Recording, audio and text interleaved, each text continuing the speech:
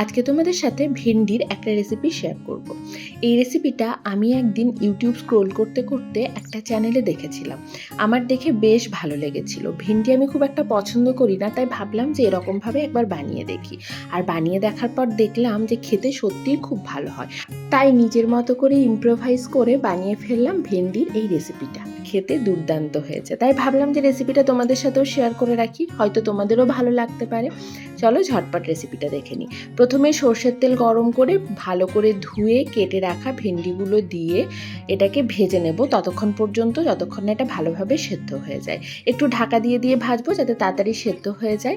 যতক্ষণ এটা সেদ্ধ হচ্ছে ততক্ষণ একটা মশলা রেডি করে নিচ্ছি। তার জন্য মিক্সার গ্রাইন্ডার জারে নিয়ে নিচ্ছি প্রথমে 1 চামচ মৌরি, 1 চামচ ধনে, 1 চামচ জিরে, তারপর দিচ্ছি কয়েকটা শুকনো লঙ্কা, কয়েকটা কাঁচা লঙ্কা আর একটু আদা আর কয়েকটা গোলমরিচ। এবার সব কিছু দিয়ে এরকমভাবে শুকনোভাবে গুঁড়ো করে একটা মশলা রেডি করে নিচ্ছি।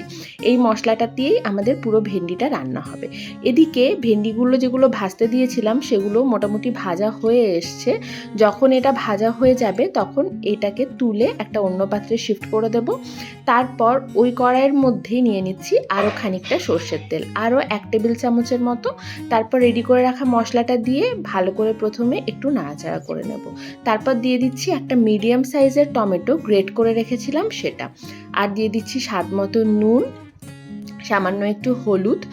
এবার সমস্ত কিছু ভালো করে কষিয়ে নিতে হবে যতক্ষণ না টমেটোর কাঁচা গন্ধটা চলে যায়।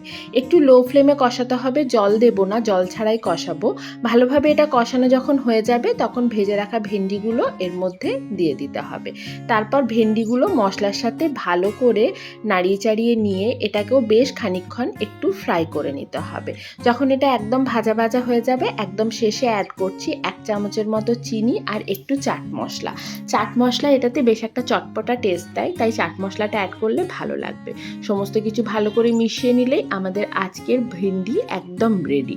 আমি এটাকে সার্ভ করেছিলাম লাচ্ছা পরাঠার সাথে। তোমরা অবশ্যই পরোটা বা রুটির সাথে খেয়ে দেখতে পারো, দুর্দান্ত লাগে খেতে। ভালো লাগলে অবশ্যই জানিও। চলো আজকে এটুকুই, ফিরে আসবো আবার অন্য কোনো রেসিপি নিয়ে। ততক্ষণের জন্য টাটা।